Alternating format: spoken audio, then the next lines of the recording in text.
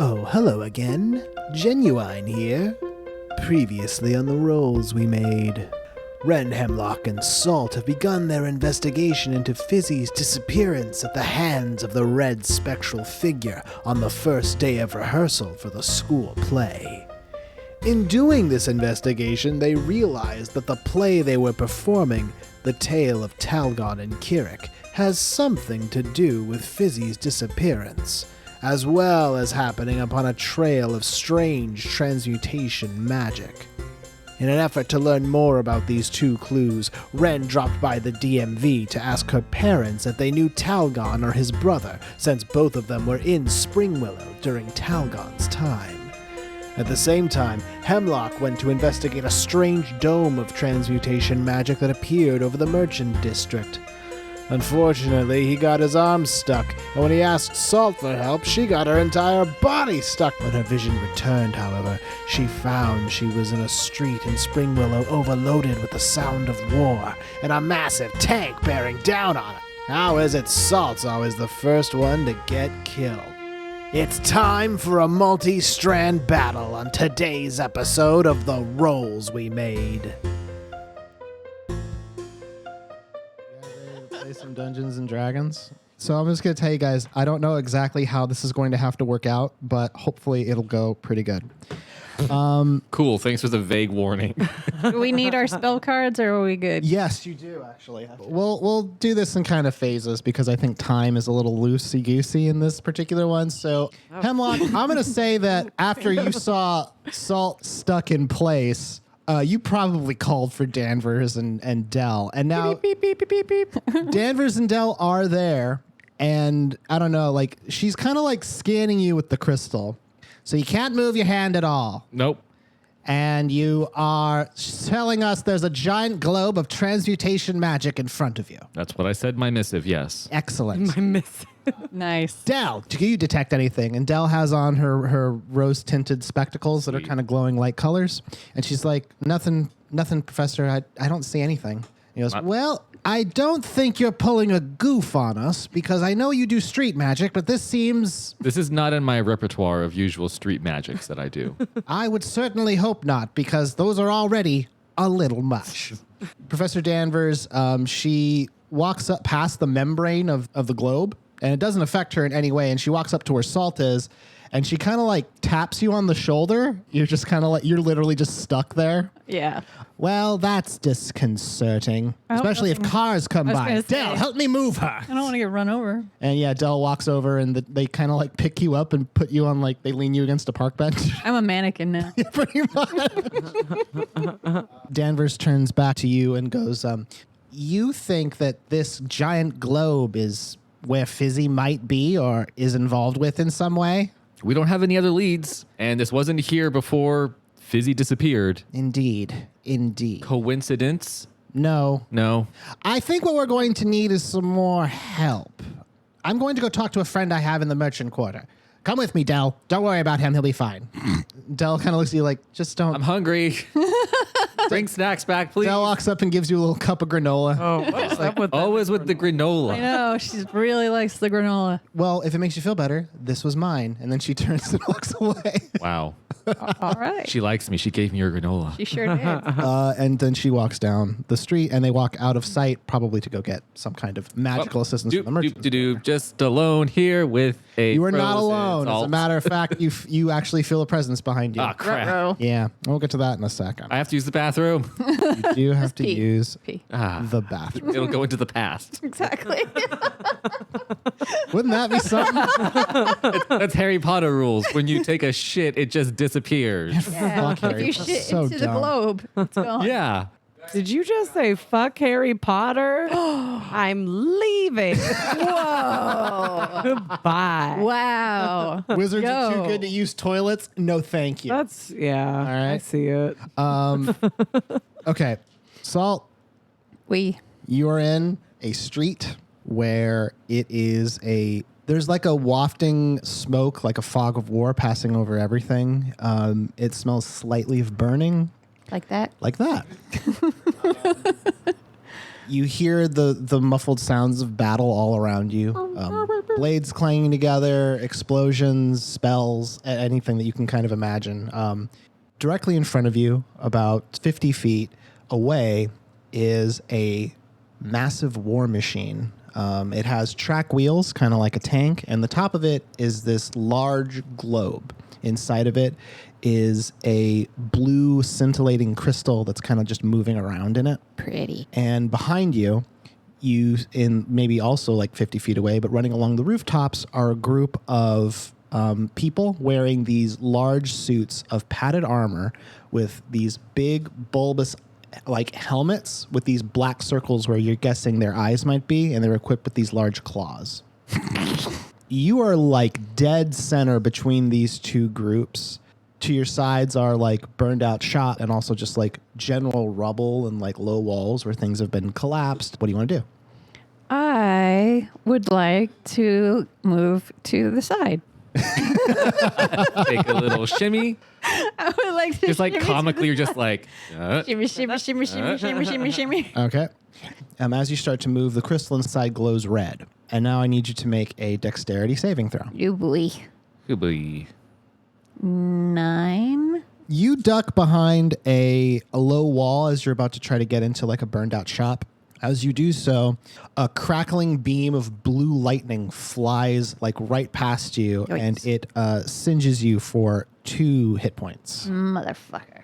And as you do that, those frogmen, they kind of close the distance between, and now they are running along the roof. You can actually hear them running across the top. Impressive with their big suits. I know they're pretty tough, these guys. Gladiators. And you see the blue globe. Now it's glowing, and that crystal inside of it has split into like many different individual crystals, and they're all glowing a slight red. And it starts like shooting energy in different directions. Most of it seems to be going up, like along the rooftops. Right. What spell to you? You don't necessarily have to start like blowing shit up. Combat hasn't started yet. I'm not. I was good. Misty step into the tank and be like, hey, boys. Hey, boy. Hello, boy. Oh, shit. Okay. Didn't see that coming, did you? I did not expect it. No. Sam. Okay. You're going to need to wait a second to find an opening. Not because I need time to think of what's going to happen in there, but you need to wait a second because the tank is still rolling forward, and the way Misty Step works is you kind of have to see where you're going to go. So it's going to take you a second to like find a moment to get into this.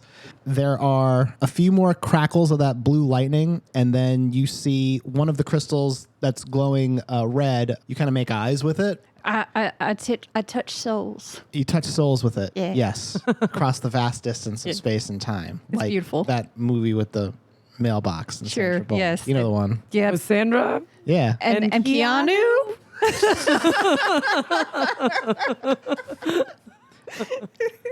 Oh, we bonded. It's glowing bright red again. What do you want to do? When I connect souls with this crystal, do I get any information from it? Like, am I getting any insight? Make an Arcana check. Okay. And my Arcana is 4.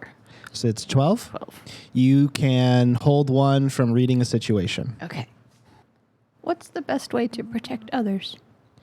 So this giant globe, just from context clues, you know, like this thing can just shoot at people. Like it's shooting off some kind of electrical energy. So finding a way to dampen that in some way would certainly help. This probably can't go through walls. It probably can't go through the ground. And almost certainly the only reason it's shooting is because there are people controlling it. This thing is not, it's clearly not autonomous. Right, right. So the best way to protect others would be to either get them out of this area or get them behind cover or to stop the people inside of it. Okay. Either one of those options will work to protect others to keep this tank from hurting anybody. Okay. And while you are doing that, you see the crystal in front of you start to charge up crackling red energy, and you know it's about to go down. I'm picturing Goodbye, like cruel world. the walking tank things from Breath of the Wild, Oh yeah, that's a good. Yeah, but with track wheels. Yeah, I kind of Yeah. picture those. And while that's happening, Wren, you are in the DMV. Yeah. On the other side of town. On the other side of town, on another bunch of years away. Ellen Steffens was kind of telling you about the last time she saw Talgon. She goes, the last time I saw Talgon, it was right towards the end of the war. I was part of a, and then Daniel was like, he was nodding. Mm-hmm. I was part of a special unit. They called us the Frogmen. Oh, why? We wore these very elaborate outfits, and Daniel Steffens, as he's talking, he reaches into like his wallet and he pulls out a small like a sketch that he drew, and he hands it to you, and it looks like a frog person. It looks like a giant frog like body. How'd you go to the bathroom in these things? And then she goes like, "We made sure to go before." Okay. Because those things are a pain to put on and take off. Near the end of the war, we were in a pretty bad way. I remember we were running down a street and we called them fish bowls. You guys had some weird names. Yeah, well, you know, it was the Different time. time. Yeah, different It's a times. different time. Different time. Also, very upset they're not called Battletoads, but that's just me. Oh, man. Oh, retcon. Oh, yes. We were called the Battletoads. Yes. Yeah. That's much better. We called them fish bowls. They were these war machines that were brought from Celestia, massive globes. And what they would do is they would shoot electrical energy at anyone nearby. As soon as our unit saw it, we knew we had to stop it. And so there I was, running along the rooftop. Were you running in that outfit on a roof? Trust me, they move a lot faster than they seem. Okay. Roll for initiative. Trying to fight your parents. Oh, 20. Jesus Christ. You roll for initiative as well. Motherfucker. Are we about to do something weird? 14. I'm cool. You're just chilling. Roll for granola. Well, you'll be at the bottom of the order. Aw. Oh. Just because you're kind of just hanging out right And now. like the camera goes back to me just alone in a field, and I'm just like doot doot doot doot doot doot doot doot. And I'm like, did I leave the oven on? Oh man. Lake house. Leaving them letters. Really, I was like, they should have called it "You've Got Mail." I know, right? I was going to make that joke too, but I didn't. Well, now you've lost your opportunity, just like with Battletoads. Boom. Oh, damn. Damn it. A breeze picks up. A breeze. Ellen describes to you the scene of this final battle, and she says the following. I was running along a rooftop on the left side of the street down by the market district. Straight ahead was this tank, and I could see the crew within, but I didn't really know how to get to them. And I'm going to be completely honest, I didn't really have a very good way of defeating these things. But because I was on the roof and because I had my frog suit, my Battletoad outfit, those things allow for some pretty impressive leaping ability. For real? For real. Oh, cool. And so as I was running, I knew that if I needed to get to another roof or somewhere else, I had an easy way to do so. Wren, Yeah. what does your mom do next? Ooh, she's going to jump from the roof on the tank. Fuck yeah. Hell yeah. I was ahead of the pack, and I course. could hear my boots hitting against the roof, and I could definitely hear that over the sound of my own heart beating. It was very scary. I stepped onto a ledge, and I leaped through the air. Pretty far jump. Yeah. Daniel was like, she bragged about it all night after. Well, I mean, I would It too. was a pretty cool jump. Yeah. And then she says, and I landed on the roof of this globe, the top of it. Those things are sheer, Like slick. very slick. Make a dexterity saving throw. 11. Wait, plus 7. Okay. Jesus 18. Christ. Damn. My dexterity's high. And she was like, I was able to keep myself stuck. Those frog suits have some pretty Grippies. good grippies. Yeah. And that'll end that turn. One of the members of the crew inside of the battle tank charges up one of their red crystals. It is directly beneath Ellen. No. Well, she's alive now. So- It's gonna be like a Probably gonna Back to work the out Future okay. thing where she starts to fade a little bit in front of you. oh, no. You got to go get the sports almanac. Ellen Steffens takes 3 points of damage as she gets struck by a beam of energy. She is dodging it because she's like agile, but it does singe her suit a little bit. So that's my health. Yes, you can mark that off as your health. Because if she dies, then you never were born. True. Stop it. I'm scared. No, mommy, no. Where was my dad during this whole thing? Just fucking He was a chef. making soup Making soups. or opening MREs. If he could get his hand on the jar. Oh, poor guy. Burn. Season 1 burn. Another one of the crew fires another crystal towards one of the other frogmen, and it misses. You hear the crackling energy like fly through the air and smash into a building. A third member of the crew fires a bolt at you from where you're hiding. What a fuckface. But because you're hiding, it has disadvantage, but it still manages to shock you a little bit. And it does 2 points of damage to you as you get hit by another one of these blue beams. Suck my dick. So you've lost 4, so you're at 34. Okay. Salt, it is now your turn. You are at the bottom floor of this burned out shop building. You can see the tank ahead of you. You also saw one of the frogmen leap off a roof on top of it. Yeah. What do you want to do next? I'm gonna misty step. You're going to Misty Step? Yeah. Okay. This is going to be a wisdom saving throw to see if you can find a moment to zip yourself inside of this tank using Misty Step.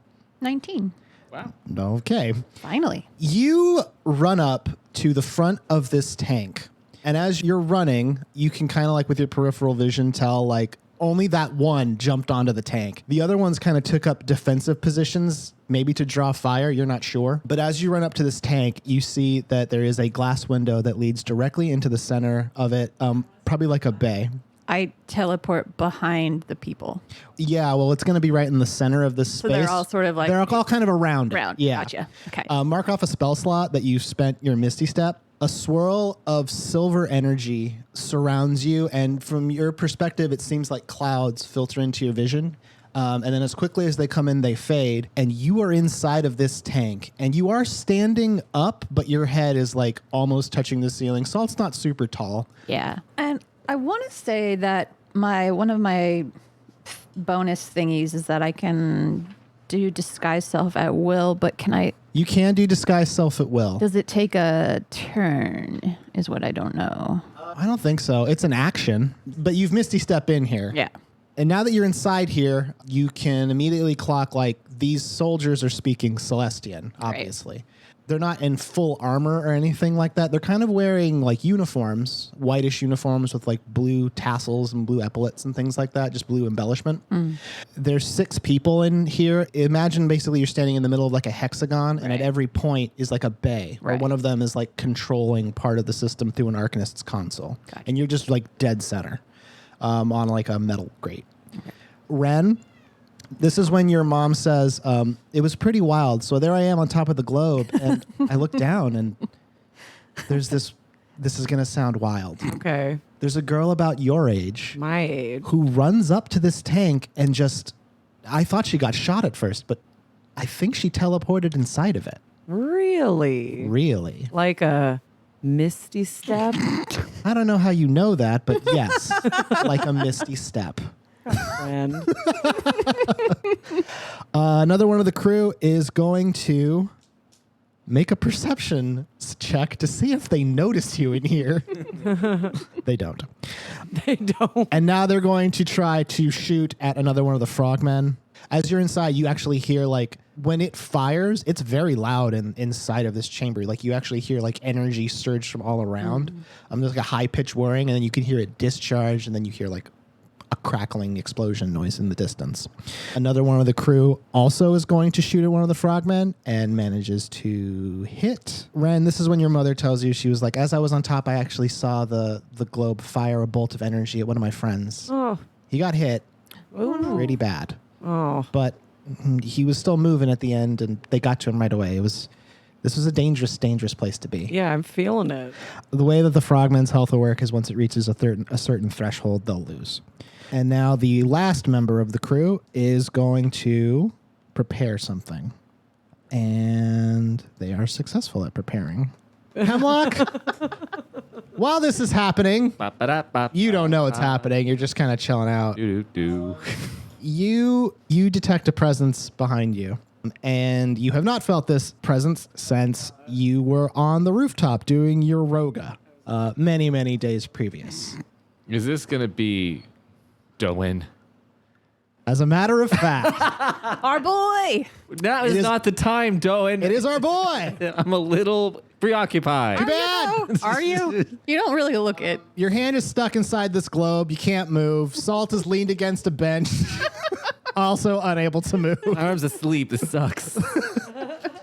And you see Doen walking up behind you. And I'm like, sure, why not? obviously, you're the only one who can see him. And also, very curiously, he's wearing the T-ray glasses. And like He had him before. and he walks up to it and like he almost touches it and then he turns to where you are, What's up? like reacting to you. And then he nods and then he turns back and stares at it for a second. What do you want to do? Is he within like reaching distance? Yeah. Can I try and touch him? Sure. He's corporeal? Yeah, your hand just passes through him. Ah, you son of a bitch. Yeah. It doesn't, but it's kind of weird, right? Like it's kind of like if you were clipping into like some graphics or something. Like it doesn't affect him or you in any way. It's just like blah, blah, blah. Yeah, just through. Okay. Just through without even any kind of, it doesn't feel different, nothing. Okay. I still have the glasses, right? Yeah. I like to look at him. Do I see anything weird? Nope. In fact, when you wear the glasses, he disappears. You don't see him at all. Okay, so I can only see him through the glasses. No, you cannot see him through the glasses. Oh, okay. So wait, You can okay, only I put see him with your eyes. I wasn't wearing them before. Yeah, Gotcha. yep. Okay. Yeah, you know where this globe is. It's kind Yeah. of hard to miss. Can I look at him through my handhole? Yeah, nothing. Okay. I'm kind of limited in how I can interact with Ghost Doen. You are kind of limited in how you can interact with Ghost Doen. Oh, wait. Well, no. It depends. Can I bend down and in the dirt write hi? Yes, you can do that. I do that. Make a dexterity check. See if your arm falls off. 14. You do manage to write down the word hi as you bend your body. Hello, Doen. And as you're doing that, the Doen ghost like watches you like very curiously and then just kind of goes, "What are you doing?" And then it just kind of shakes its head and turns back to the globe. Well, that was rude. I can't. There's no sounds coming from it. No sound. There is dirt on the ground. Like he's not affecting that in any way. Okay. It's like he's just like a ghost. Like he's just walking through. I'm so confused by Ghost Doen. I know. It was in my dream not too long ago. Yeah, and then he was also like a hologram in a thing. Yeah. Yeah. Man, if only you guys were figuring this out. Are Wren, you are still in the DMV, and now you get to tell me what your mom's gonna do. Oh, she's gonna try and punch through the dome. Oh shit. Okay. Right. So I'm at the top of this globe. It's made of this translucent, I guess plastic is the best way to describe it. Plastic. I know they make it possible. I did say part of our plane was sheared off the ocean, and they took plastic. So there's plastic here. She says, "I had no other choice. I tried to punch through it. Luckily, the claws I was wearing were made of some pretty tough stuff. Battletoads. Battletoads. Fuck yeah. I mean, heck yeah. Watch your language. Make a strength check. So 11, which is weird. Did you want to try to boost it up? Yeah. How do you want to try to boost it up? Can I use inspiration? You could. Or what else? Do you have a suit of armor? Oh, yeah. I thought that was just for intimidation roll. Well, no, it allows you to use performance instead of strength Oh, yeah. in certain situations. I'll do that. Okay. And that's plus 6. Okay, then, yeah, so now it's up. 17. So as you're talking, say something basically like encouraging to your mom to kind of represent this. Like as she tries to, so there I was about to punch through this thing. Yeah, you were. You sure were. You sure you could do it. And as you say that, can do for whatever reason, the studded leather kind of glows beneath your armor. Most likely because you're excited to be thinking about like doing something like cool. Yeah, yeah. And then your mom's like, "Why is your shirt glowing?" Don't worry about it. Anyway, Therapy. okay. The claw burst right through the top of the globe and made a pretty sizable gap in it. And Salt, you hear what sounds like shattering glass and clattering as something hits inside of the tank above you. Shield your eyes. Now it is the turn of one of the crew. They are going to see if they notice you. I didn't get a chance to disguise myself. I know you didn't. They don't notice you. They're very preoccupied with trying to blow shit up. Understandably. But one of those crew is going to shoot one of the, oh, goddamn. Ren, your mom says, right after I punched through, I saw 2 of those crystals inside the globe come together and fire a bolt at another one of my friends. And he was down. Oh. No. The frogmen unit takes 10 points of damage. Whoa. And you definitely hear like a pretty sizable blast come out from this globe as it hit. And then you hear like an explosion and then a yell. Wow. Like an actual yell that pierces through the sound of battle. Another one of the crew is going to shoot at the frogmen using the system. It works. And they do another 4 points of damage as another bolt fires out. Third one is going to shoot and they miss. You just hear like a bolt fly off in the distance. And now it is your turn, Salt. Okay. Can I make eye contact with the mom whose name I forgot? The one who's... There is a hatch over you. So yes, you could theoretically go inside of the globe. Ellen. Her name is Ellen. Ellen, thank you. Yeah, you could pop open the globe and go up to look at Ellen for whatever reason. Yeah. I would like to do that. I would like to put my little head through the little hatch. Okay, I'll say that like that's a free action. You like the way the hatch, because like it's dangerous to be in the globe because of all the crystals, but you're able to slide it open and look inside. It looks like how it looked from outside, but you do see the Battletoad at the top. She has just punched through this globe. Right. What do you want to do? Okay, I want to make eye contact. I want to say hi, and then I want to say, I want to encourage Battletoad. Ellen turns to Wren and says, after I punched through the ceiling of this globe, I looked down and I could see a hatch inside the control chamber, which made sense. I mean, they had to get in here to service the globe in some way, but I saw that girl. She had gotten inside and somehow wasn't dead yet, and she motioned for me to try to get in. So that's what you've done. What do you want to do next? I'm going to fucking put on a goddamn frog suit. You're going to put on a frog suit? Yeah, I fucking am. Okay. As a disguise? I mean, as opposed to as just a costume change? Yeah. I'm just asking what, like, do you cast disguise self?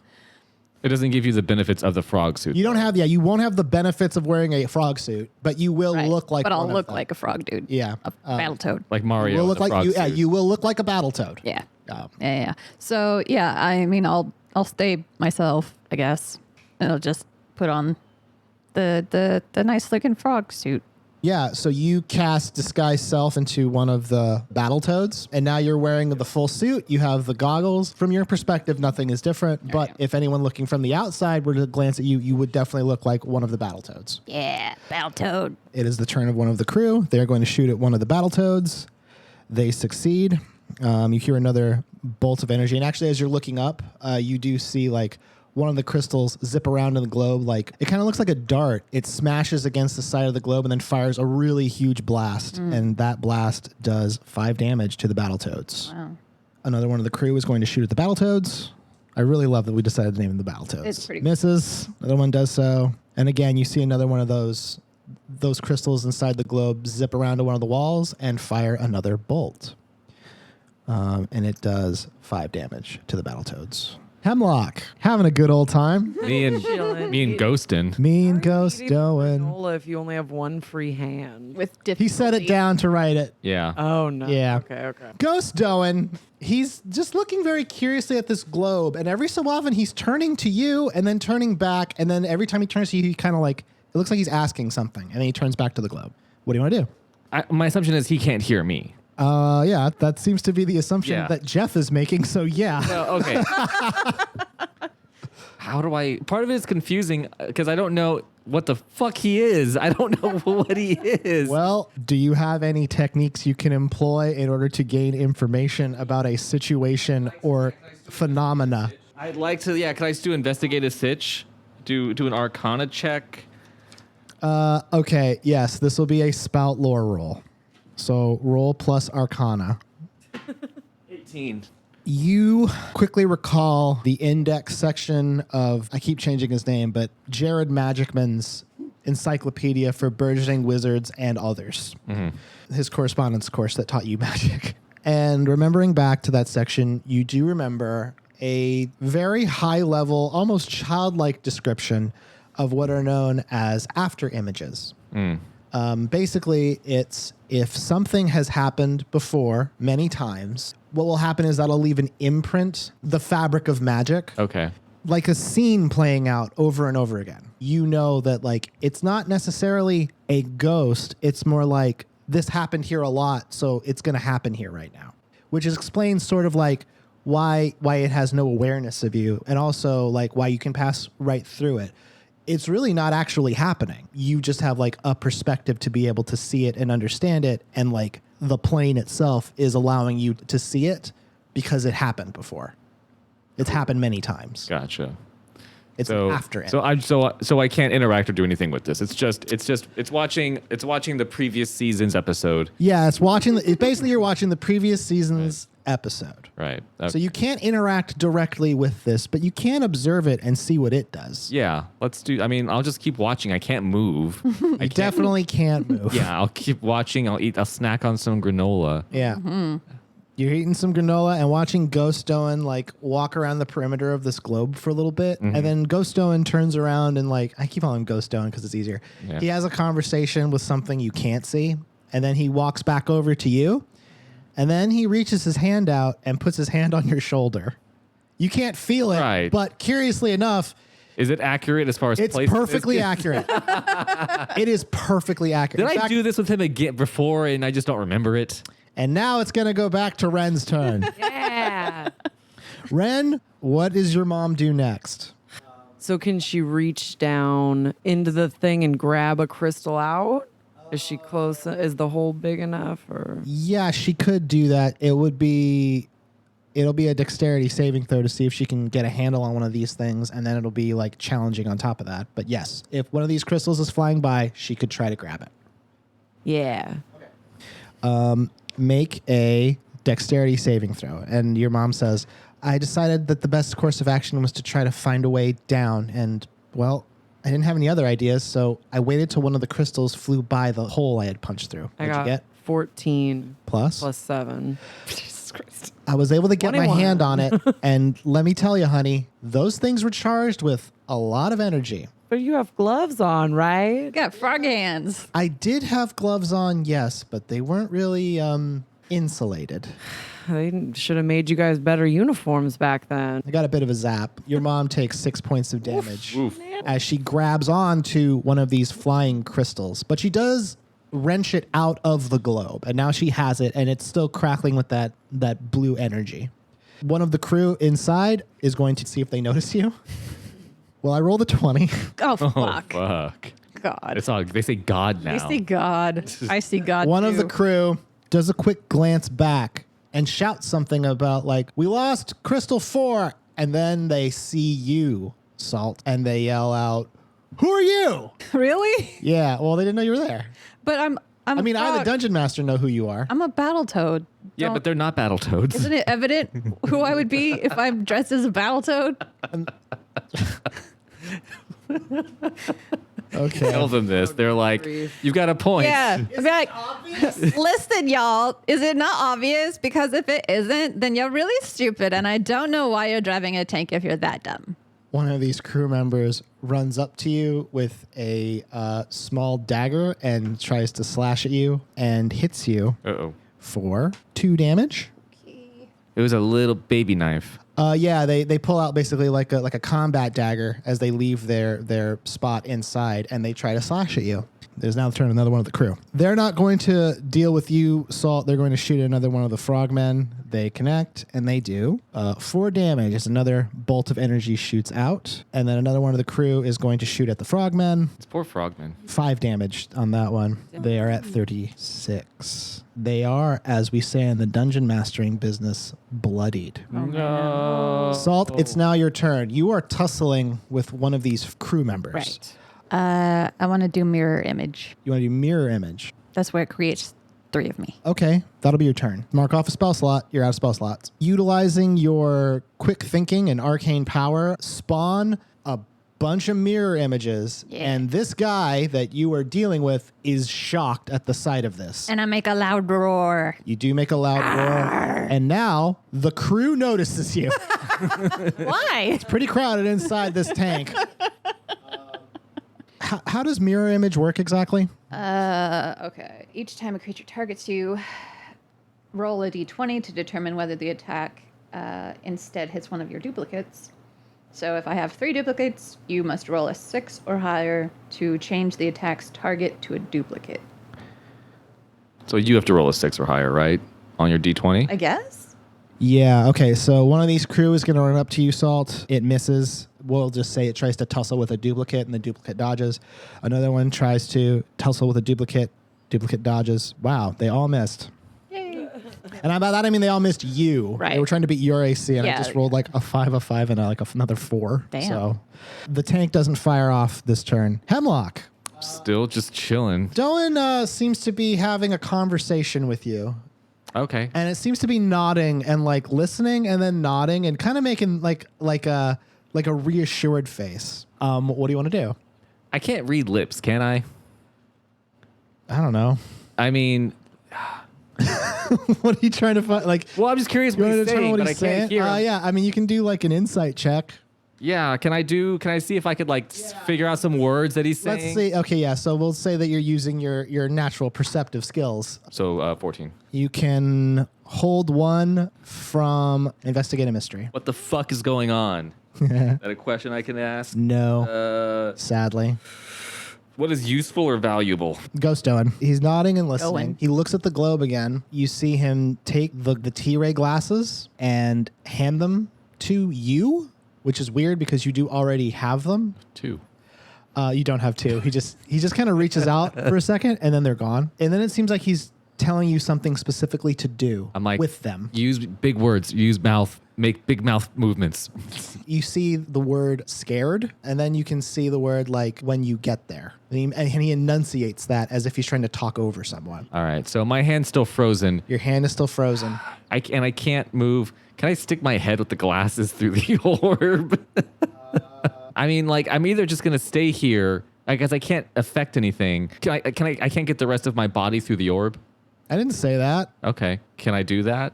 Yeah. Okay, do that. I thought I was just. No, you just stuck your hand in and stood there. I hate you. You hate me? Yeah. What are you talking about? This was your choice. Put me through. Yeah, you take a solid step into the dome. And now you're inside a glowing white space. Now that you are in the glowing white space, on the ground is Genuine, and he's looking at you like, well, finally figured out the puzzle, eh? Thought I was frozen. I thought I was stuck. I'm sure you did, but didn't you have the context clue that Salt just kind of walked in? I thought it's because she's magic. You're magic, you fool! I hate you. Yes, this is how I operate. But guess what? You're about to drop into a pretty cool scene, my man. Sweet. We'll deal with that in a second. Sweet. You look so defeated. Wren, Yeah. comma Ellen, what happens next? You now have one of these glowing crystals. If I throw it like away from the tank, what's it gonna do? Is this thing stable? Are you asking your mom? Yeah. Was it What's up? What was up with stable that was it? crystal? Well, I didn't have a lot of time to try to figure it out. Yeah, I could see that. If you want, you can roll to have Ellen read a situation. Okay. This would be an Arcana check using your Arcana. 19. Okay. Yeah. You can hold 2 from read a situation. Read a situation. How can I take the advantage? Best way in I will give you for free. Okay. Best way into this globe is going to be you need to interrupt the energy swirling around inside of this globe. And you can tell that at the base, there seems to be some pretty sophisticated equipment. Okay. So pulling the crystal out didn't interrupt. Pulling the crystal out didn't interrupt the equipment because obviously the other crystals are still running, but now you have one of them. Oh, And it seems to be disconnected from whatever was happening in there. Okay. How to take the advantage, you can tell this crystal is still holding some residual charge. Yeah. So if you wanted, you could say, put it somewhere, and you're guessing that any jostling this thing takes might be volatile. So I want to take that crystal and I want to put it on the sophisticated equipment. That's a solid choice. Yeah. Yeah. How do you want to try to do that? Yeah, I'm going to try and do that. So you want to like basically drop the crystal down? Yeah. Okay. Spy shit. Yeah. So I had this crystal. You're going to get rid of it soon, though, right? Well, yeah, as a matter of fact, now that it was disconnected from the energy holding it in place, Yeah. I threw it back in. You threw it back in? Threw it back in. Damn. And then Daniel is like, I love this part. Make a dexterity check. 13 plus 7. So a dirty 20. Yeah. And she says, let me tell you, Wren, perfect drop. Would you say chef's kiss? I would say chef's kiss. And then Daniel's like, nice. Hey everyone, it's JoJo the Dungeon Master for the rolls we made, because the real podcast was the rolls we made along the way. Thank you for joining us for part 3 of the third act of our show. Third arc, I should say, which is called the third act. Oh, goodness gracious. This entire arc is pretty buck wild. I mean, this is the first real battle they have, and it's sort of the strangest battle I could possibly think of. Sorry, I keep moving my mic around. I'm just a little tired, and I'm trying to make sure that I don't break anything. Yeah, when we ended the previous week, and we were trying to decide on what would happen next, I had never intended for the group to split it. These guys are really good at splitting up, and truthfully, like, when they're in town, I don't mind it. But if one of them goes to the adventure, I mean, I kind of can't stop that. And this is one of those instances where we stopped playing that day in the middle of a battle, or the start of a battle, and I had the thought, like, what does how could Wren get involved in this battle if she's on the other side of town? And it took literally 3 days for me to imagine a way to justify that, which, truthfully, informed what's going to happen next, like what the overall plot of this entire arc is. It's very tough doing this show the way that I do, I think, because I don't think of it all on the spot, but it's sort of like you have different like modules, like things in your head that you can just pull out when you need. And so, like, I'll go into a game session with a couple of different modules, and then I just kind of let come what may, and hopefully it's a good time. But this is one of those ones where, because of the situation I found myself in, I learned a lot about what this entire story is going to be after this particular episode.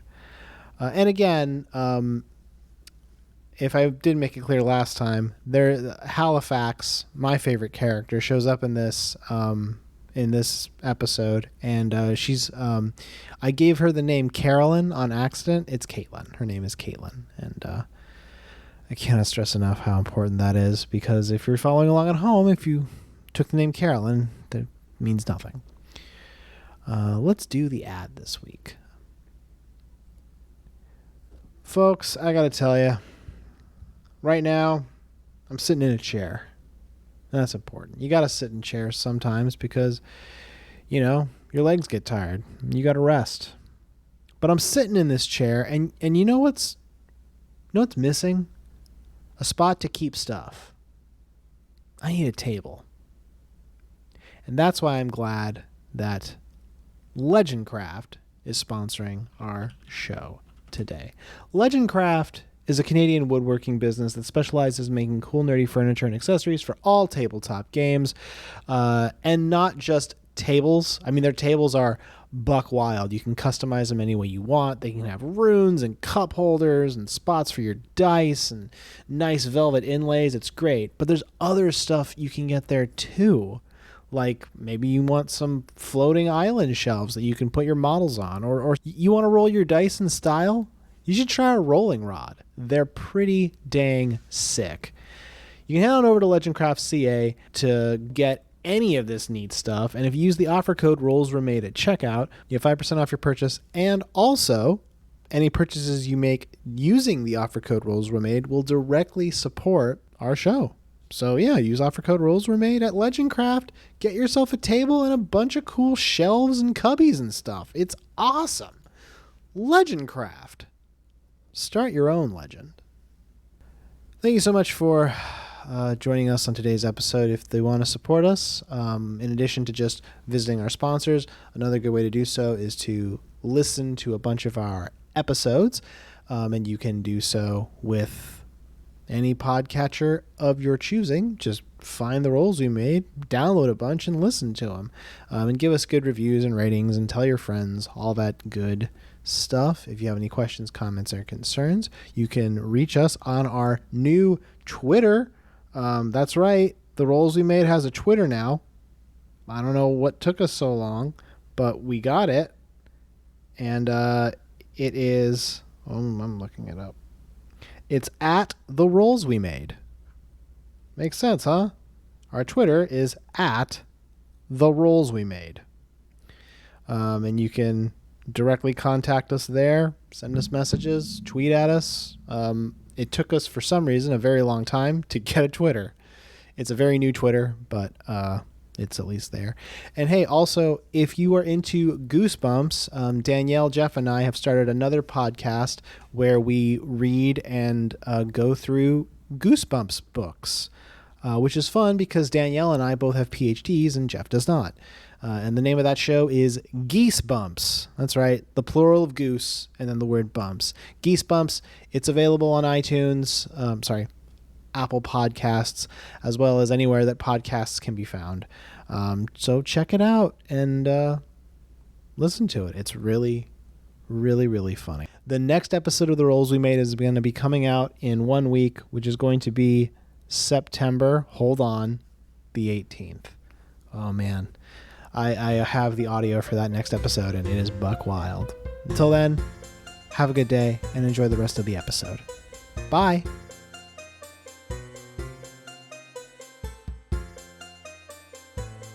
The crystal falls through the globe. Some of the other crystals seem like they may bump into it, but they miss entirely. And then it hits the bottom and discharges a massive plume of blue energy. And all of the equipment at the top seems to short out, and the crystals inside of it all collapse and fall to the bottom. Ooh, does that cause a chain reaction because they're jostled? It does not cause a chain reaction because they're jostled. However, none of those crystals are operating right now. That's good. So you have Ellen has effectively stopped this tank from being able to fire, which means the frogmen are more or less safe right now. Good. It is now the turn of one of the crew who is now trying to kill Salt. Cool. Manages to get a hit off. So Salt, roll a d20 to see if it hits you or your after image. Okie dokie. 18. It manages to hit an after image of you, and that after image explodes into a wisp of arcane power. The next one does the same and misses. The next one misses as well. Salt, it's your turn. I forget the name of your ghosts. I know one was named Puffy. Oh. Salt Jr. and Salt. I didn't even remember they had names. Yeah, it was Puffy, Salt Jr., and Salt the Supreme. Okay, Salt Supreme. Yeah. Crunch Salt Supreme. I'm guessing Puffy got killed. Okay, bye Puffy. But Salt Supreme and Salt the Ultimate and Salt Jr. Okay, sure. Yep, sounds right. Okay, so Salt the Ultimate's fine, and Salt. I don't know why I'm putting so much emphasis in that I remembered this. What do you want to do? I would like to. I'm gonna cast infestation on all of them. You can't cast it on all of them, can you? Can't it cover a space? What's it say? One creature. Son of a bitch. Okay, never mind. And do you have any AoEs? Not as cantrips, no, I don't think. I'm gonna try to Eldritch Blast some of the crystals. Above you?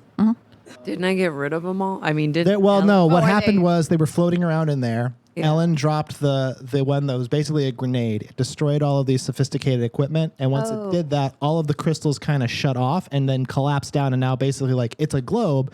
So they fell down and now they're kind of sitting on the hatch. Oh. Yeah. So that's where they are. But you're going to Eldritch Blast that. No, I was reading while you guys were fabricating that part. So, new plan. Am I still like, where am I am I in the hatch? You're not in the hatch. You're just in like the open area in the side of this tank. Okay. Because like I said, like imagine a hexagon. In the Right. center is like a platform area. That's where you are. That's where your mirror images are, and also that's where the entire crew is now because they're trying to kill you. Right. Yes. Is the hatch open? No. I don't like the look on your face when you say that. What? No. Sinister. Smug. The hatch Sinisterly is smug. not opened. All right. I'm gonna cast Blade Ward. I'm just gonna be like, Okay. What does Blade Ward do? I've never heard of that one. yeah, New. this is new. Until the end of your next turn, you have resistance against bludgeoning, piercing, and slashing damage dealt by weapon attacks. Oh. Nice. All Wait, right, you're going yeah. defensive? This isn't assault play. It's been so long, guys. I haven't inhabited the character in a She's while. matured.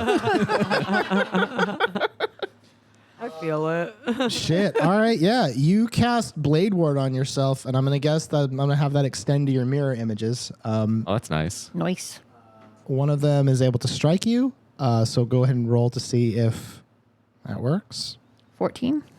So it does hit one of your mirror images, and then I will see if it can do enough damage to kill one of the mirror images. It does not. So it slashes at one of the mirror images, and because you're warded, it's warded. Yay. So it's kind of resistant. Cool. That won't work again. Another one of them misses by a country mile. The third one tries to stab a mirror image, doesn't work. And obviously the frogmen don't take any more damage. It seems like they're trying to attack this thing with like ranged weapons and spells and stuff, but it's not really working. The only one who's kind of made an impact is Ellen. Okay. Because it's a fucking tank. Yeah. Right.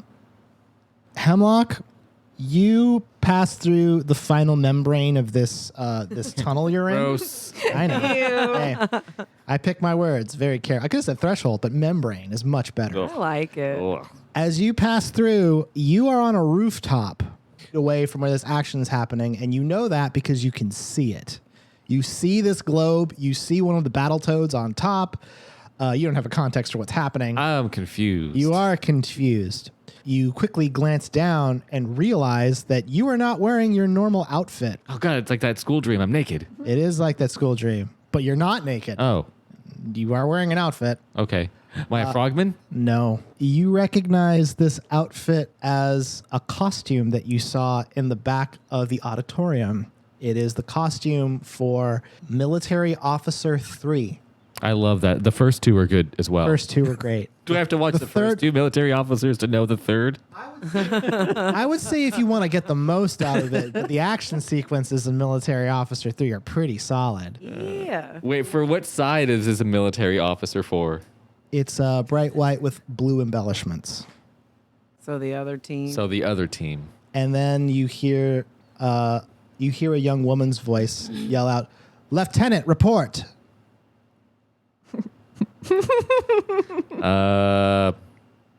All accounted for. All quiet on the Western Front. Sorry. Deal with that in a sec. Wren, Yeah. what does your mom do next? So she just did some cool shit. She just blew up the bottom part and saw the crystals fall down to the bottom of the globe. Is the hole's not big enough for me to like get inside? Oh, no, it is. Oh, it is? Yeah, Ellen could pop down if she wanted. She Oh. punched a fucking hole in this thing. God, she's Yeah. the best.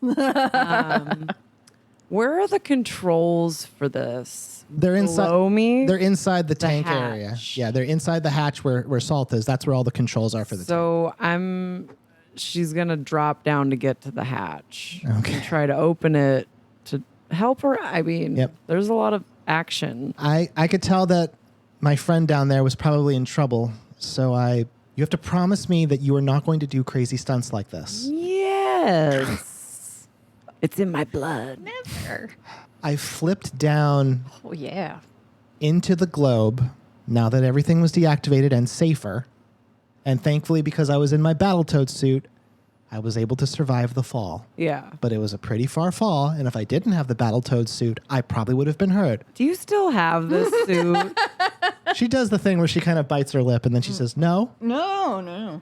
We're gonna find that suit later. She lands at the bottom of the globe, and now she's on the hatch. That was basically her movement. What do you want to do next?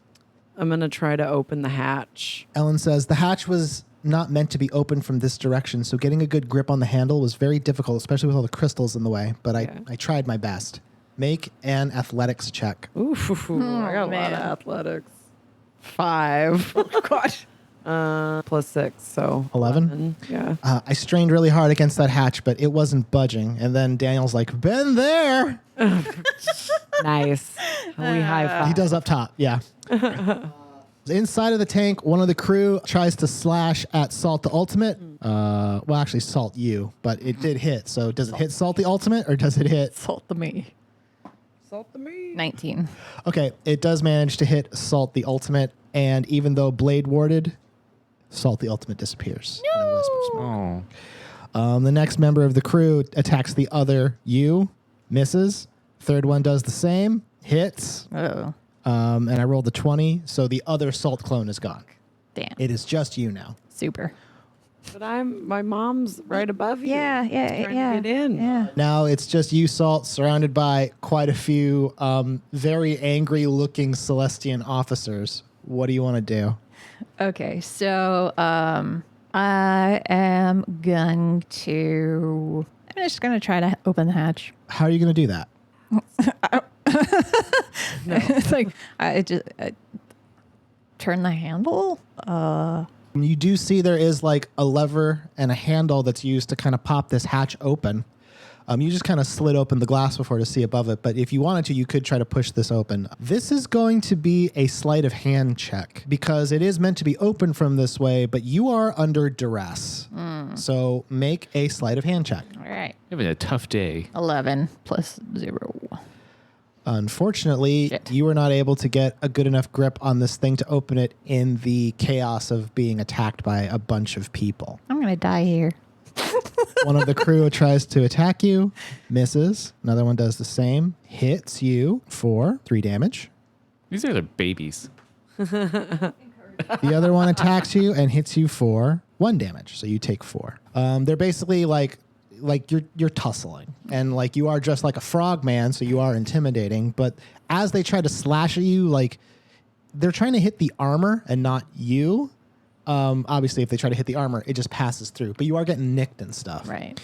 And I would say this should destabilize the illusion, but I'm not gonna. It is now the turn of Hemlock. Hemlock, I've had quite the. you are having quite the time. Yeah, I don't know what's happening. You turn and realize that you are on some kind of platform on top of the roof made of like metal. Mm-hmm. You are not alone up here. You are dressed as Military Officer 3 or a Celestian officer's uniform. Yeah. Looking over, you see several other Celestian officers, some of them using Arcanist consoles.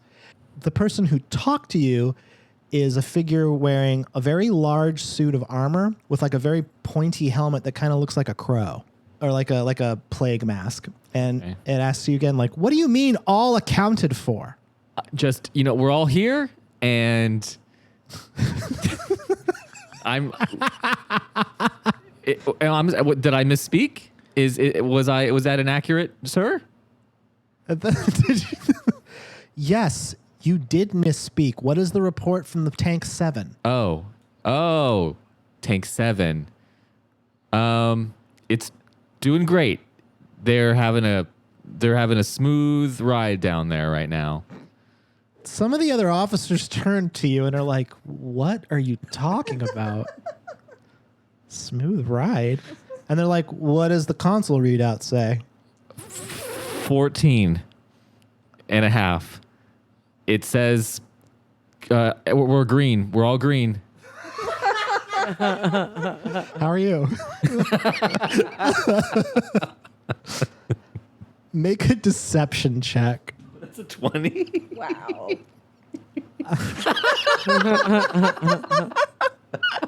I'm sweating profusely right now. The knight looks at you kind of curiously, kind of tilts, and then she raises her hand to her helmet and taps the side and says, we have code green. I repeat, we have code green. And then you see from the bottom of this building a door fly open. It's like a big, like these big double doors, like what would be used to open like on a barn.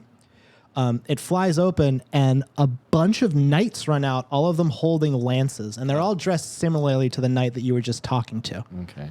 And then the knight turns back to you and says, "Good work, Lieutenant. We'll take care of this right away." And then she runs towards the edge of the building and leaps off the side, and now she's running along the rooftops towards the tank. I thought she committed suicide. Ellen trying to tried to open the- pull open the hatch at the bottom of the tank globe, wasn't able to do so on first try, and Salt did the same thing, and the hatch didn't open again. What do you want to do?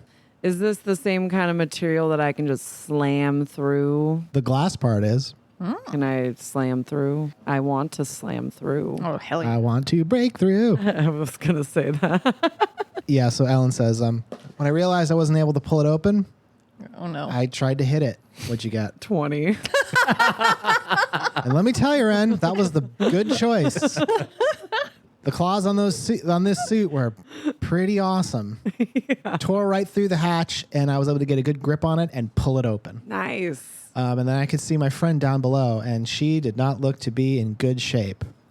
One of the crew tried to slash at her. They missed, but then she flew into another one. That one got a pretty good chunk out of her. Dang it.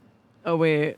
To her, not me. To her. Oh, Oh, okay. fuck. You've lost one oh. damage as you get slashed. Weirdly enough, she was wearing one of our Battletoad suits. I was curious as to why that was. But before I had time to really ask that question, she got attacked again. And that one did hit you for 9. It got you real good. Can I ask a question? You can. The D-Ham. Mm-hmm. What class is Ellen? Like, I would classify her as like a fighter. I thought we said that they were clerics because of the waterbed and the map. Yeah. I think that was like that. That was sort of a goof. Yeah. But they're not really clerics. They're like Ellen would be classified as a fighter. Okay. In this context, So wearing she's like, got no healing. no, she's just good at fighting. All right. Did she go berserk? That'd be great. Berserker. Well, that's barbarians and Salt. It is now your turn. You have been stabbed. What's your health at right now? I'm at 18. Oh wow. Okay, so you've taken 20 hit points Yep. of damage. Okay. You jumped in the middle of all of them. It is now your turn. The hatch is open, and you see this Battletoad, who we know to be Ellen Steffens, standing basically at the threshold, looking down at you, having pulled it open. You can sort of see the crystals kind of peeking over the edge of the hatch. You also know that there's a bunch of guys in here. What do you want to do? I'm going to go up through the hatch. Okay. Come Help, to me. help me. I'm a little girl. Help! Okay, you're able to climb through the hatch. I'm going to say that this is like your move action. One of them did try to slash at you as an opportunity attack as you moved out of range, but they missed. You are now outside of the hatch, and you are inside the globe where all of the crystals are. Thank you. And Ellen, younger Ellen, Yelling. Yelling. she looks to you and she's like, "Are you all right? Kind of. What do you want to do now? I want to kill them all. How do you want to do this?" She's not saying that. That's me, the DM.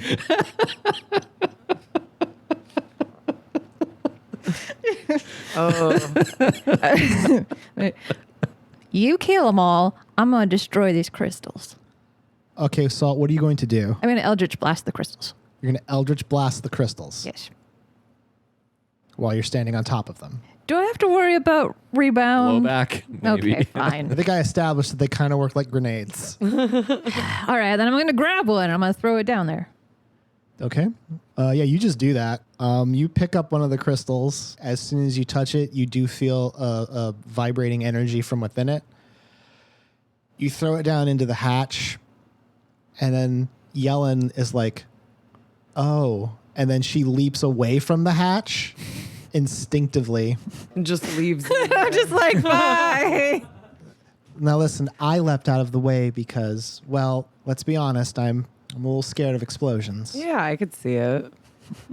There is a massive explosion inside of this chamber. Super. The energy that you threw down disperses inside of this space. And because the ground was a metal plate, everyone on there, like you hear them like crackling with electricity. Jesus Christ. And you hear the thuds. Oh my God. And then the Arcanist consoles that they were using like detonate. And from where you are in the globe, you can actually see like small explosions appear like where they would have been sitting. And now a plume of smoke and the smell of burning is coming out of the hatch. Charred flesh is wafting through the air. Okay. You did throw a grenade. I did do that. Good. job. Like a Call of Glad Duty I didn't streamer. do that because I was gonna do that when you were still in there. Glad I didn't do that. I was actually gonna be like, kick them all down the hole. Right? You just threw one. Salt is incinerated. After a few seconds of silence, Ellen turns to you and goes, that was really cool, but we probably should get out of here. Come here. And she holds her hand out to you. Okie dokie. As soon as you touch her hand, your Battletoad disguise disappears, revealing just Salt again. She's like, yeah, I kind of thought that. And then They hurt she kind of grabs you around the waist, and then she pulls out a small little like handheld device with like a grappling hook. She attaches it to her suit. And then, yes? Can she grab some of those grenades before she bounces? Oh. Yeah, Ellen says, right before I left, and I reached down and grabbed a few of those crystals, making sure to safely put them in my satchel. And then me and my new friend, I fired the grappling hook, climbed out of the globe, and reunited with the unit on top of the building. Dang, Mom. Yes. Mom's a fucking badass. Oh, So you land back on the roof with the other Battletoads. Hello, fellow Battletoads. 2 of them are hurt very, very, very badly. Ribbit. And don't seem to be able to like. Oh, but since I killed those guys, I get temporary health points. I got 7 temporary health points. Actually, you get 1, 2, 3, 4, 5, 6. You get 48 temporary health points because you Okay. killed 6 people. I'll take it. You fucking monster. fully healed. I supped of their life force, and now I am What? Can she pass off some of the extras to the injured? No. Dang. like a mama bird But spitting it into the it's mouth. sort of good that happened though. Yeah. Don't get a taste for this. I love it. I kill people, I become strong. You like skin your knee, and you just murder Yeah, somebody. you do feel thusly empowered having destroyed the inside of that tank and took out those crew members. However, this reunion is sort of short-lived. One of the Battletoads, who is not hurt and seems to have like some kind of radio tool, turns to you and says, not to you, to Ellen, says, "We've got incoming. Looks like Dragoons." And then Ellen goes, "Shit, get the wounded out of here. We've got to set up." And then Ellen runs over to basically like a small backpack that's at the edge of the roof. She reaches in and she pulls out of this backpack. It looks like a small, like a metal plate. She taps it and it elongates and spins out into like a shield, like it unfolds into Cool. a shield. Super neat. And then she equips it on her wrist and she goes, how you feeling? You good? I feel alive. Well, let's hope that lasts." And then Ellen runs over to the edge of the roof, and you see someone running along the roof as well, dressed in like this badass suit of armor. Oh. God damn it. Very elaborate, interlocking white plates with a helmet that kind of looks like a crow, and they have equipped a giant lance. And this person is not just running along the roofs; they're like leaping. So they'll come to one roof, jump really high, and then land like That's some crack later on. shit. Yeah. And now they have just leapt in the air, and now they're flying down towards you. What do you Oh, want to cool. I'm going to cast Blade Ward do? You cast Blade Ward. and be like, bitch, I know you. You say, "Bitch, I know you." This figure then lands down and strikes at Ellen. No. She does. I think she's immune from death. I think we'll be fine. Yeah. I keep We have to forgetting We that. have to delete all the previous episodes of this podcast I know, if she right? dies now. Yeah. It never existed. So this figure leaps down, and so in this part in the story, Ellen says, "After me and my friends got back on the roof, sweetie, I don't know if you've ever heard of the Celestian Dragoon team, but they're pretty badass, and one of them was coming right at us." Dragoon Team 6. She leapt down from the sky. Like these Dragoons, the way they fight is they leap up high and then land. And I mean, They're Their hoppers. lances down, just to be Lance is like, down. Boom. And I got a little cocky and tried to block it, and that did not work out With that shield. with that shield. And then she holds up her arm with the scar, and she says, "That's where I got this." Shit. I mean, shoot. What you see, Salt, is this dragoon flies down. Their lance pierces the shield that she just unfolded, Whoa. cracks into her arm, and you see blood splash onto the ground. And Ellen is now pinned to the roof. Yeah. She has taken 10 points of damage, which is, Wren, you can represent that. By 19. Yep. Down to 19 here. And now, Sure. and then this dragoon kicks the blade that Ellen had away, her fist weapon. She kicks it out of her hand and then pulls the lance out and now turns to you and gets into like a position to get ready to like charge you. What do you want to do? Mom, stop. That's what you say? Yeah. Okay.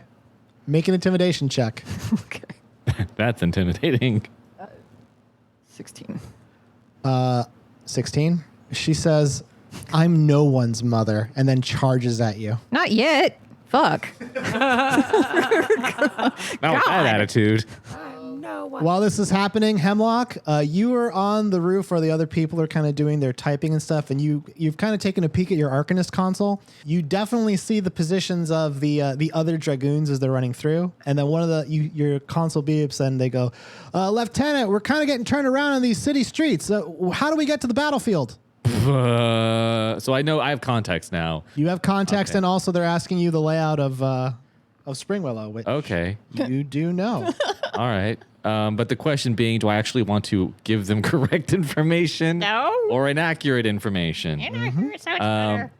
I would like to flip them all the way around. I'd be like, actually, there's send out these coordinates. Tell them to take a hard left, Okay. another left, Okay.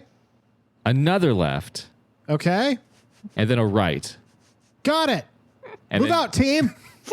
You do see the dot on the screen like kind of move and turn a little bit, and now they are going in a different direction. Yeah, they should be coming back this way now.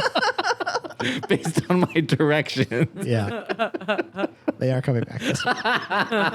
Well, they don't know. Like, they've never been here before. Right. They're all those they don't want to ask for directions, bunch of men. Well, you don't know that. Yeah, well, the men's don't.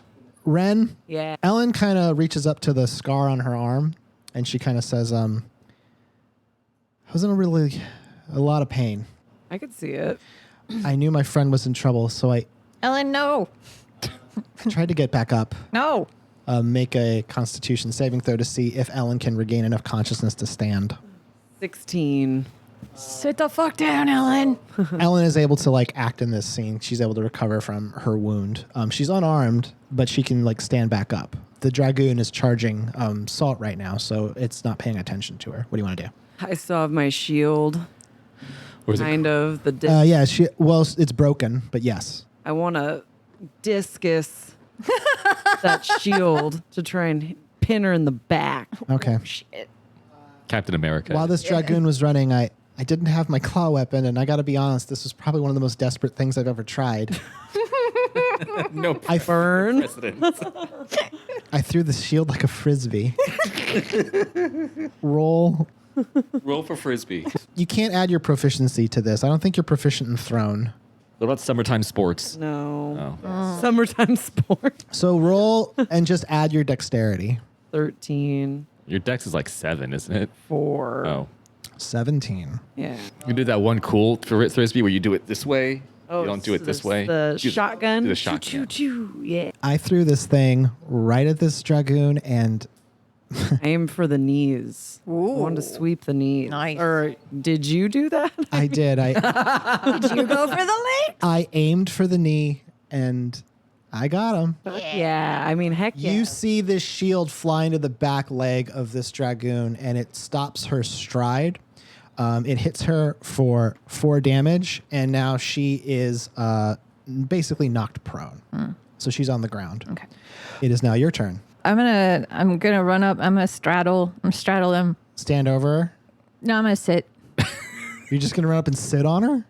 I have words to say. Okay. You always have words. I love it. I weigh like 10 pounds. It's fine. As she's knocked prone, you pin her down. What do you want to say to her? Okay, listen, I don't really like you, but you're my mom, and I'm from the future, and we need to talk. And then everything explodes. You're never born now. Congratulations. And Salt, you say that to this person. You're gonna find out it's not actually your mom. Right. Now is Roll a not persuasion check is this with the time for my advantage. therapy session. Okay. That's 16, and my persuasion is 5. So a dirty 21. Yeah. You Okay, convinced her that you're her daughter this- from the future. This knight kind of tilts their head towards you, reaches up with their free hand, and pulls up like the crow part of their mask, like the beak part. And Salt, it just looks like you. Oh, fuck, no. Shut up. No. Like it looks like you. She has really tight braids. But yeah, and so she looks at you and she's like, "Who are you?" I'm your daughter. I just said that. And then the following happens. Oh, fuck. I don't like that. One of the battle toads leaps back onto the roof, runs up and grabs you like around the waist and pulls you back.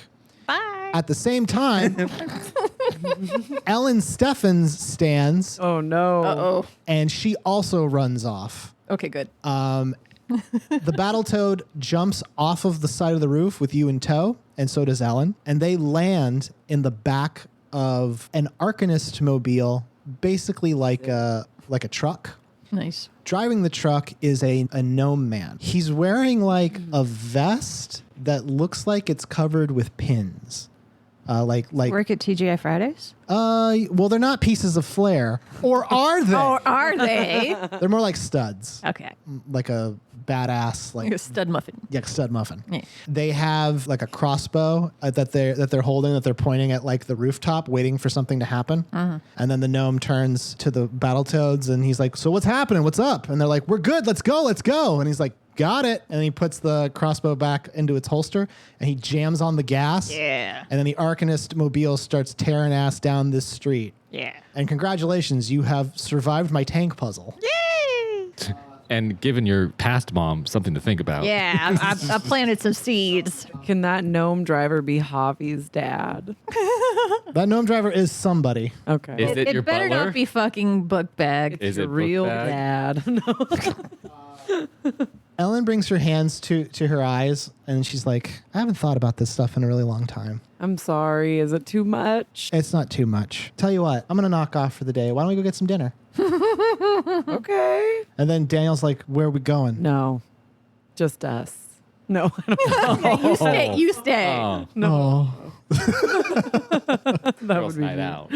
Girls' night. Where do you want to go, dear? I don't know. I'm kind of feeling like Mediterranean Ooh. a bit. What would be that? If we get some Celestria. Acacian? Is that too? That's too much. Yeah, that's too much. They do have good dumplings there. They do. Well, you know, Lellard's has got a buffet. Oh, I hate going to Why do you hate going there? I've been trying to bring you into my life this whole time. Looks like we're going for dinner at Lellard's. And Daniel's like, "Yes! Yeah, there he is. I'm going to beat my high score." And she's like, "What does that mean?" "Nothing." And then she gets up from her desk and pushes in her chair and she motions for the two of you to go out. And now you are leaving the DMV to go to dinner with your parents. Yay! Hemlock, You're Still in the dead. past. No. still in the well. So you see one of the other lieutenants put their hand to their ear and they go, "Understood." And then they turn to you, Hemlock, and they go, "It looks like the directions you gave weren't the best. It seems the team got turned around and Commander Maximus was struck down." Commander who? Who's in list? Maximus, Oh, our commanding officer. gotcha. I feel like maybe there was nothing. Another one of the lieutenants says, "Uh-oh. Oh, shit. Commandant on the deck." And then they turn, basically like you're on a rooftop, right? So there's that like structure where a door would be to go back down into the Yeah, like on building. top of the school building as well. Up to the roof walks a Genasi man with light blue skin. He has sort of like, I don't know how to describe this hairstyle. It's basically like the sides of his head are shaved, but it's like back, like almost like a I don't want to say faux hawk, but it's like It's not standing up, but it's just down, but the sides are shaved. like a rat tail. Like a skunk. Like a skunk. Yeah. Yeah, a little bit, sure. They seem like they're sizing up all of these officers, and then one of the officers like salutes and says, Commandant Viol. But And then Viol says, report.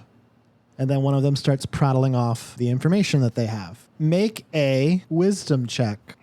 ooh, that's a 3. The Genasi listens to this report for a second and then turns to you and walks right up to you Yeah. and grabs you by the collar and lifts you up. Ah. And it says, explain to me why you gave my troops the wrong directions. Are you recognize this figure now that you are up close to it? Who dis? You had trouble recognizing them immediately because of just, this is a pretty buck wild situation. But as soon as the name Viol entered your head, you remembered who it was. Viol was the name of the animatronic figure in the case of like the Zoltar machine Oh shit. when you got your powers. This motherfucker is the source of my magic of some sorts? And as this person is talking to you, you get a feeling like there's some kind, like they're using some kind of spell on you. Make a wisdom saving throw. 8 plus. They make you smell farts. Do I have anything to plus to that? Plus 2, so 10. Show them your handkerchiefs. Hi, yeah. You feel compelled to tell him what you did. Oh no. Oh, tell him what you did. Oh no. Well, so do I have to tell the literal truth or can I finagle it a little bit? You have to tell the literal truth. Oh fuck. Well, sir, I was very confused and I gave directions to have the troops come back this direction instead of going to the battlegrounds.